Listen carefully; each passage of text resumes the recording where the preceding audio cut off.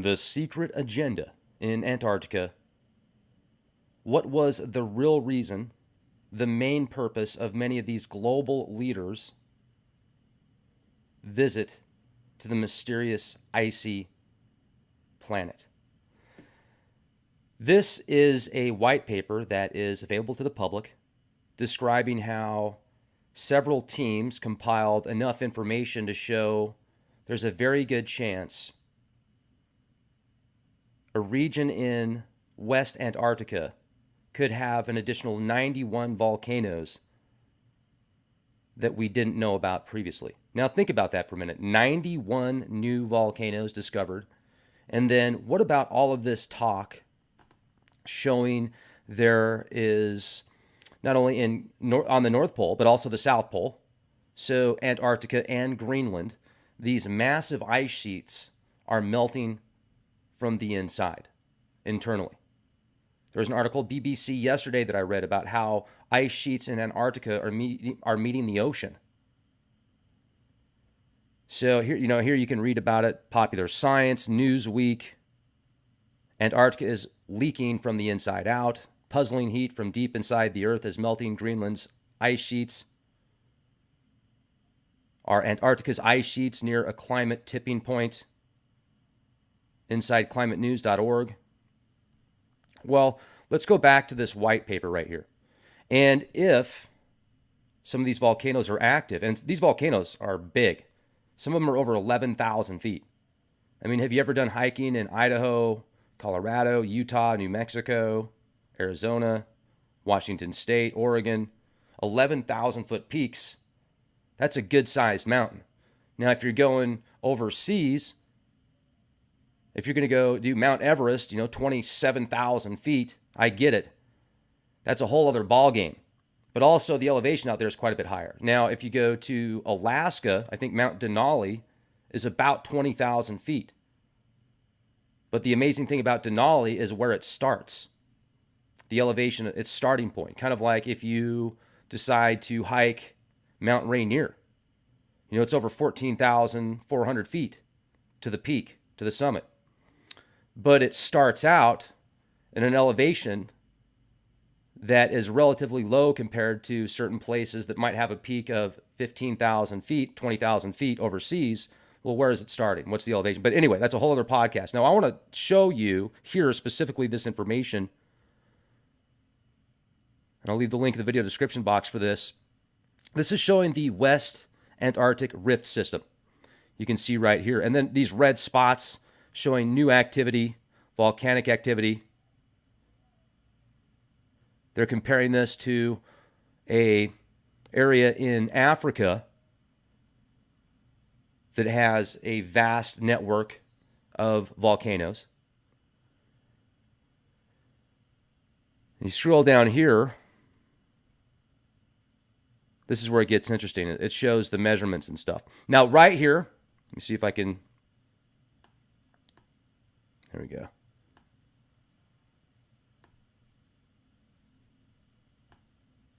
Okay, so the different colors that you see here put into perspective the confidence factor. So if it's a 4.5 out of 5 scale, that they're pretty darn confident that that is a volcano.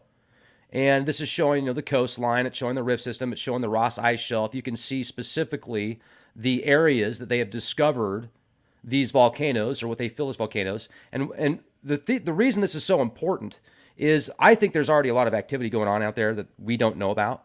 And they're discovering civilizations, they're discovering foliage and plant life and possibly ancient technologies that are far beyond even today's black ops type stuff that you just hear about in the TV shows and movies when it's sensationalized. They're probably uncovering stuff out there, archaeological finds, etc., that would just rewrite history as we know it. So they're attempting to clean it up, sanitize it, take as much of it as possible, and they're probably preparing for what happens when the ice does melt. Now, let's say that the powers that be find a way to offset this pole shift, like has happened in the past. Like I've shared with you this information with these essays that used to be classified that are now available, you can read about, that describe previous cataclysms and the evidence for that, and a future cataclysm, which could be linked to an internal combustion explosion that causes the mantles to crack and the poles to shift by these tectonic plates moving and mass tidal waves and literally tidal waves blanketing entire nations and cities and townships that aren't at a specific level in altitude, just gone. Right here, what you're looking at is a list of these discoveries of volcanoes in Antarctica. And it shows not only the height, but the volume, where it's located, and the confidence factor, and if it was previously identified or not. Now, I want to go scroll down to some of these larger ones. You can see you've got some that are over 6,000 feet here. But here we go, the ones of interest. 97, 98, 99. Were those previously discovered? Well, 99 was. 98, 97 weren't. 98, you can see right there, 8,000 feet or 7,200 feet. And then one that's 11,000 plus feet. These are some big volcanoes. I mean, there's a lot of mass there. And if they're active, that would totally explain why these ice sheets are melting from the inside out. And they're attempting to block the sun to prevent the temperatures from rising, thinking that's going to offset this. Yet in reality, maybe they're creating some type of barrier to block some type of interference with either our sun or another star or planet that, even though far away because of its mass and quantum entanglement, etc., could have an effect on the internal part of our planet, which could cause that spark. And then let's think about for a minute how much uranium is mined and was mined in the Earth. And is there uranium in the inner core in the mantle? And could something cause that to trigger, which would cause this event? Could neutrinos be involved? I am not a physicist. I don't know enough about neutrinos to give a professional opinion. I can give a conspiracy theorist opinion and intuition and a bird's eye view based upon what I have seen in media that oftentimes mimics science. I think neutrinos could have some type of effect on the core. And another reason I want to give that opinion is because recently I was in Park City, and there's more tunnels and underground systems in Park City than New York City, based upon the mining that was done out there. And you don't hear much about that. You can't even find much about that on the webs, but there's about 1,000 miles of tunnels in and around Park City. And Park City isn't a very big city, folks. So there was a study done with neutrinos in an area that was mined very far, very deep into the Earth. And they wanted to test neutrinos down there to see what kind of effect it had. And then the film 2012, that started with neutrinos affecting this pole shift. And then the essays that I've read describe that as well. And then also, keep in mind, folks, if you believe the orbital system that is shared with the stars and the planets, where we're located right now, we're pretty far away from the sun as far as our orbit is concerned. So why are they blocking the sun from us now if we're far away from the sun?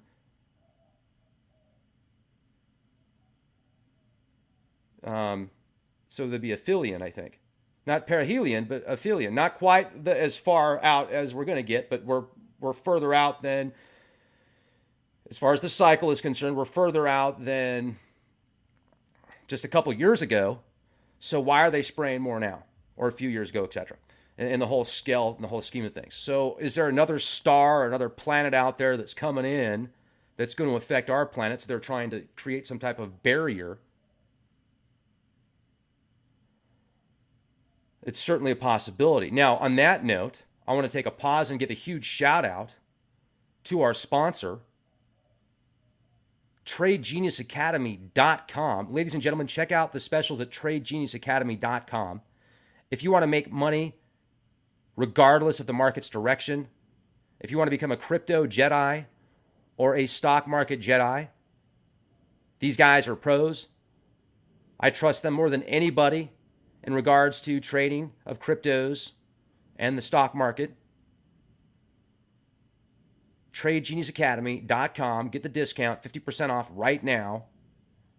You can even get access to trade calls from some of the best in the industry. Very easy to do. Check them out, Trade Genius Academy. Let them know Leak Project sent you. Okay, now let's get back to these dimensions here. I mean, just look at the size of some of these bad boys. And then we're going to scroll down here and you can see that by using certain imagery, they're able to show these cone-shaped areas and these discoveries of these new volcanoes. And if some of these are active right now, that would certainly explain why these ice sheets are melting. And not only in the South Pole, but also the North Pole, because Greenland's having the same problems as well. Combined with whatever was done to the atmosphere, combined with whatever else is out there. And that makes me think of a podcast I did a while ago. I'll share that with you on another episode. So you can see here some of the average sizes. Now this I want to show with you also. This is the discovery. See these little X's down here, the Western Rift System. These are all new volcanoes. 91 new, I shouldn't say they're new volcanoes. They've been there for a long time, but we just found out about them. And there's all this activity going on out there. They're saying, okay, look at this. Can you believe this? And they're just going, wow, what in the world? And let's think about all the different pyramids that have been discovered around the world and underneath the ocean. What about the ones close to the coast of Japan? Huge monolithic structures. What about these structures that go back hundreds of thousands of years that resonate specific sound frequencies?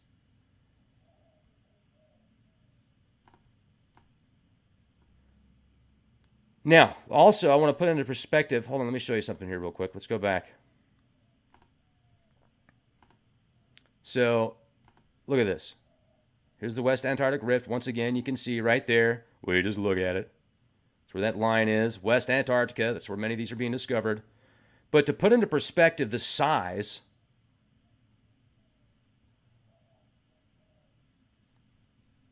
of these mountains, like right here, those are a little bit bigger. Here. I just had it set up, man.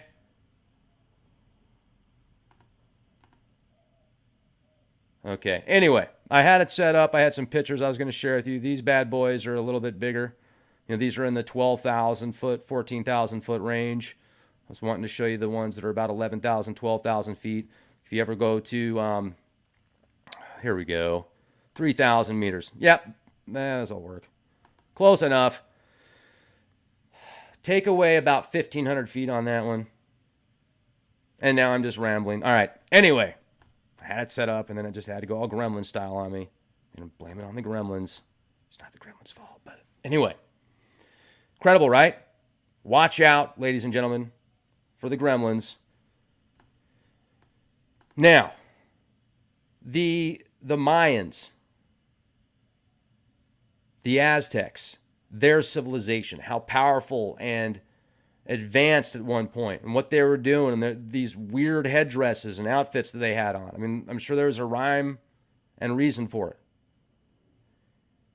Now, many of these civilizations are being rediscovered with technologies where they're underneath jungles and vegetation that have completely grown over them to where you wouldn't be able to even see them unless you had these technologies because they're so enveloped in foliage.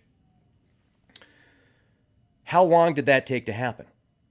You know, all this stuff that's popping up. You can go to Ukraine, you can go to Bosnia and that pyramid where they're just at least 12,500 years old. These incredible structures that resonate specific frequencies. And the pyramids that are just abandoned around the world, even in China. And the older they get, the more advanced they are. And what about the temples, the observatories? And they were built to harmonize specific sound frequencies. Were they built with sound frequencies? Did the people before us have certain technologies that could influence via sound waves, like turn something into a state of Gravity just doesn't matter. It can move it around like a feather. Levitation type stuff. And what type of effect do neutrinos have on the core of our planet? I know I started rambling there for a minute. And also, if sea levels are going to rise by 200 feet, if these ice sheets melt, are they going to slow it down by covering the planet with these stratospheric aerosol injections? Is it going to create some type of force field blocking certain type of neutrinos from entering or certain type of interference from other planetary systems that are coming in? Even though they're not going to hit our planet by any means, but will they cause some type of effect? At least that's my opinion. I don't think our planet's going to get hit by any other planets. Let's see, what else do I got? That's about it for now. There you have it.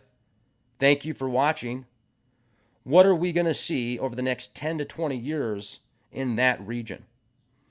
And could this be kind of linked to the singularity possibilities of around 2030?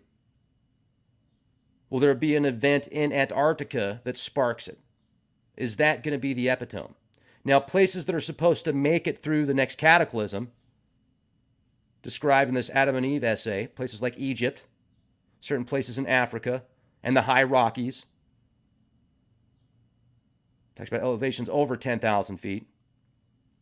I mean, the film 2012, I think they got a lot of that information from this essay, in my opinion. Have a beautiful day. Be excellent to each other. Support our sponsors. In return, support yourself. Sometimes people say, well, Rex, the world's going to end, and why do I care? And I don't want to do anything anyway. It's like, well, is the world really going to end? Or is there going to be things that happen in the future that you can prepare for? And how are you going to prepare for them? Are you just going to talk about it, or are you going to do something about it? Are you going to establish as best as you can a plan with supplies and also applications, practice? Like, go camping for a weekend and see how you do. Go try it for a night and see how you do. Go try it for a week and see how you do.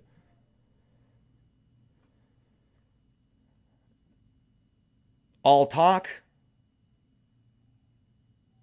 Or are you going to practice what you preach? And I think it's good to be prepared. And oftentimes it takes money to be prepared. So I don't think the world's going to end. I think that we could see some pretty serious cataclysms in the future. The earth changes are incredible right now. Fiji's coming out and saying, hey, our way of life, we're in big trouble right now. And look at these huge storms that hit the islands last year. It's just going to get worse. Even Houston, a huge city like Houston, gets hammered. Millions of people. So if you can prepare for things, you can also overcome them. And if you get into a position where you do well for yourself and you establish a foundation where you can keep balance and help others, help your family, your future generations, help yourself. It's about helping others. So I think it's good to also work with what you can. Don't just fret on things, don't just worry about things, do something about it. And hopefully the powers that be are doing something about it if it is on the horizon, meaning if there's a event horizon that could be catastrophic or serious and the powers that be find out about it, let's hope that they do their best and accomplish it. Because people oftentimes say, the powers that be, they don't want us here, we're useless eaters, yada, yada. Yeah, I get it. They probably don't. But there's enough people out there that do and care about themselves and their families and their future generations where they're going to do what they can to offset it. So we need to keep the faith, prepare for the worst, expect the best, hope for the best, thrive for the best, create the best, be excellent to each other, be the change you want to see.